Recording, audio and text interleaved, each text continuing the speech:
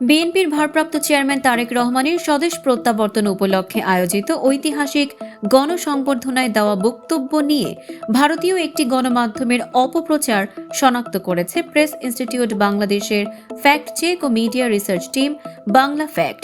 শুক্রবার বাংলা ফ্যাক্ট জানায়, দীর্ঘ ১৭ বছর পর দেশে ফিরে রাজধানীর পূর্বাঞ্চলের ৩০০ ফিট এলাকায় আয়োজিত সংবর্ধনা অনুষ্ঠানে বক্তব্য দেন তারেক রহমান। বক্তব্যের এক পর্যায়ে তারেক রহমান যুক্তরাষ্ট্রের নাগরিক অধিকার আন্দোলনের নেতা মার্টিন লুথার কিং জুনিয়রের ঐতিহাসিক আই হ্যাভ এ ড্রিম ভাষণের কথা স্মরণ করেন।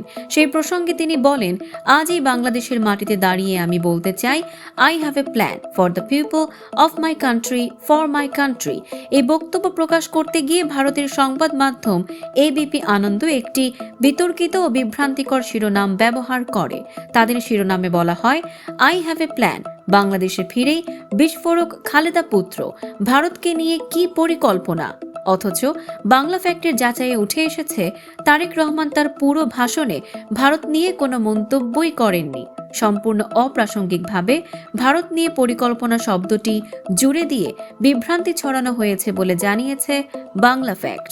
দর্শক, সাম্প্রতিক ও চমকপ্রদ সব খবর পেতে ফলো করুন আমাদের ফেসবুক পেজ CB24 টিভি এবং সাবস্ক্রাইব করুন ইউটিউব চ্যানেল CB24 অফিসিয়াল।